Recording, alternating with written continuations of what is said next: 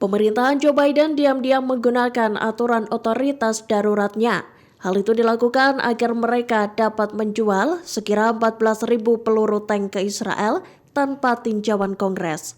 Disebutkan Pentagon, Presiden Biden memberikan mandat pada Departemen Luar Negeri untuk menggunakan deklarasi darurat Undang-Undang Kontrol Ekspor Senjata. Dikutip dari Tribun News, peluru tank yang dikirim ke Israel itu berasal dari inventaris Angkatan Darat AS.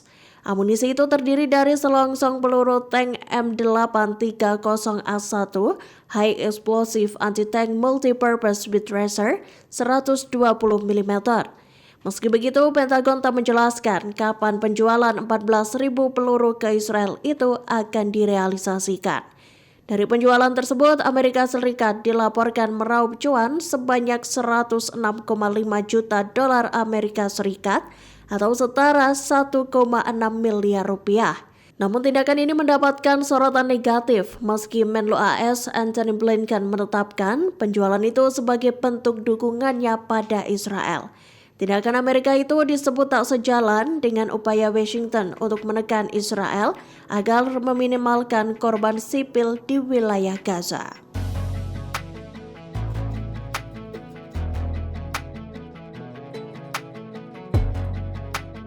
Amerika Serikat memveto resolusi Dewan Keamanan atau DK Perserikatan Bangsa-Bangsa PBB pada Jumat 8 Desember 2023. Veto itu dilayangkan seusai DKPBB menyerukan penerapan gencatan senjata di wilayah Gaza.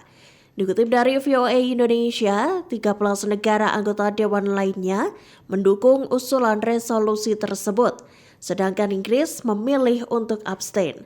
Namun usulan gencatan itu terjegal veto yang dilakukan oleh Amerika Serikat. Menurut AS, saat ini bukanlah waktu yang tepat untuk menerapkan gencatan senjata. Duta Besar Amerika Serikat untuk PBB Robert E. Wood mengatakan Washington sangat mendukung perdamaian agar warga Israel dan Palestina hidup dengan aman. Namun ia menolak gencatan senjata lantaran menurutnya bisa menanam benih-benih untuk perang selanjutnya. Pemerintahan Biden mengaku akan mendukung perpanjangan jeda seperti yang terjadi selama 7 hari pada November 2023 lalu. Diberitakan sebelumnya, Dewan Keamanan yang beranggotakan 15 negara itu menggelar pertemuan pada Jumat 8 Desember 2023 pagi. Pertemuan itu terjadi seusai Jenderal PBB menyurati mereka bahwa pasal 99 Piagam PBB bakal diterapkan.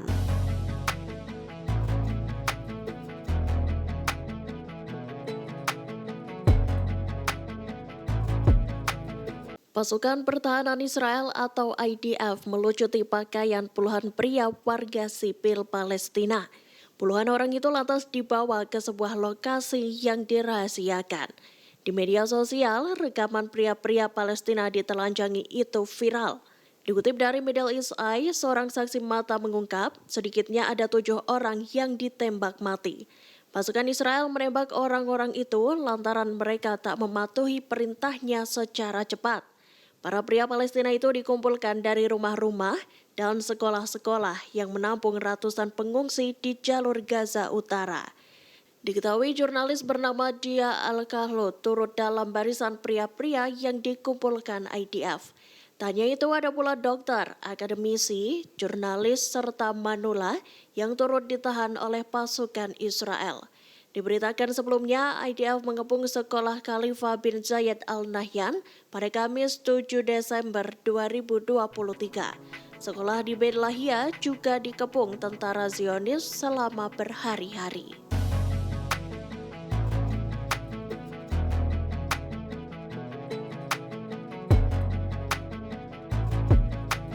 Di tengah ancaman kelaparan yang dihadapi warga sipil Gaza, tentara Israel malah memvideokan dirinya sedang membakar paket bantuan internasional.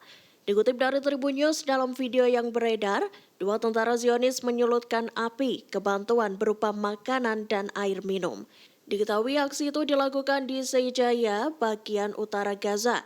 Tanpa merasa bersalah sedikit pun, 2 tentara Israel itu justru tampak puas. Mereka tersenyum lebar sembari membakar pasokan bantuan itu. Dua tentara Zionis tersebut secara sengaja merekam dan mengunggah aksi pembakaran makanan itu. Pasalnya, tak ada konsekuensi apapun dari aksi yang mereka lakukan. Makanan yang dibakar tentara Zionis tersebut merupakan sumbangan dari organisasi nirlaba Euromed Human Rights Monitor. Dikabarkan, video ini muncul saat kelaparan melanda Gaza. Bagaimana tidak, hal ini lantaran tidak adanya bantuan yang diizinkan masuk. Ribuan warga sipil Gaza harus menghadapi kondisi krisis makanan pokok dan juga air bersih.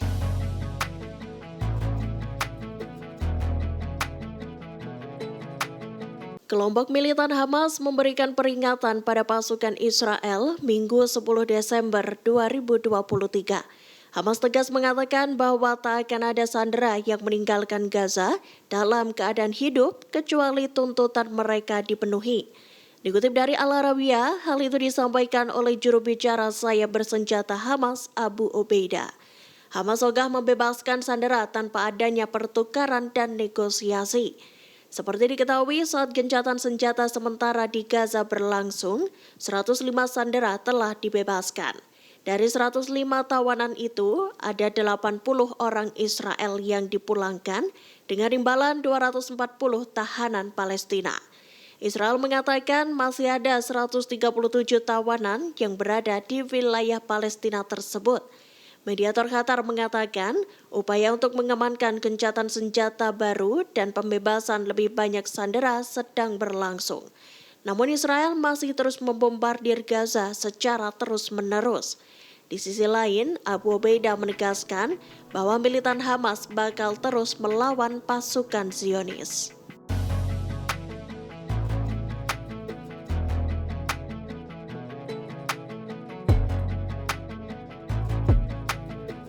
Pasukan Israel menembaki 6 ambulans bulan sabit merah Palestina yang dikawal kendaraan PBB. Padahal diketahui ambulans itu tengah membawa 11 pasien luka kritis. Salah satunya bahkan dikabarkan mengalami amputasi dan luka di kepala. Dikutip dari Middle East Monitor, 6 ambulans itu ditembaki di Gaza pada Minggu 10 Desember 2023. Disebutkan ada salah satu korban yang terluka akhirnya meninggal sebelum mendapat perawatan. Diketahui ambulans itu mengevakuasi korban dalam kondisi kritis dari Rumah Sakit Baptis Al-Ahli ke RS di selatan jalur Gaza. Konvoi 6 ambulans beserta kendaraan PBB itu berangkat dari Khan Yunis setelah menunggu sekira 4 jam. Selama 4 jam itu mereka menunggu lampu hijau pertama untuk bergerak menuju pos pemeriksaan militer. Kemudian mereka harus menunggu selama 1 jam lagi untuk mendapatkan lampu hijau kedua. Konvoi tersebut lantas menjalani pemeriksaan menyeluruh yang berlangsung sekira 2 jam. Di mana pada saat itu terdapat 2 para medis yang ditahan dan dibebaskan setelah konvoi diizinkan lewat. Saat konvoi tiba di dekat bundaran Kuwait, tentara Zionis kedapatan menembaki salah satu ambulans. Tak berhenti di situ, jalur konvoi juga sengaja dihalangi dan para medis kembali ditahan.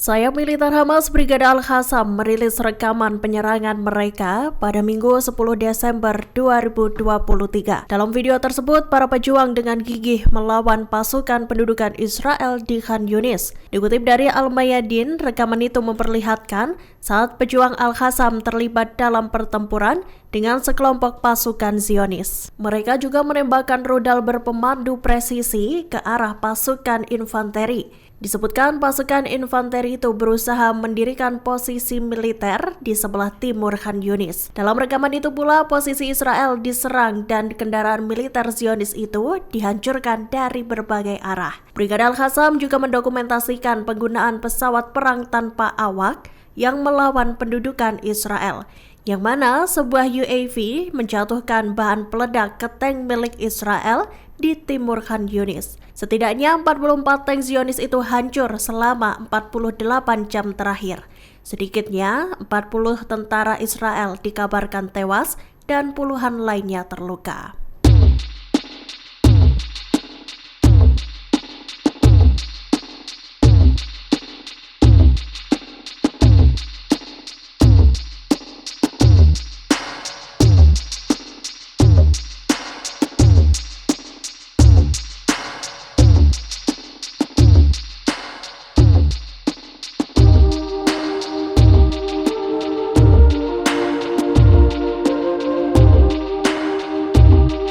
Download Tribun X sekarang. Menghadirkan lokal menjadi Indonesia.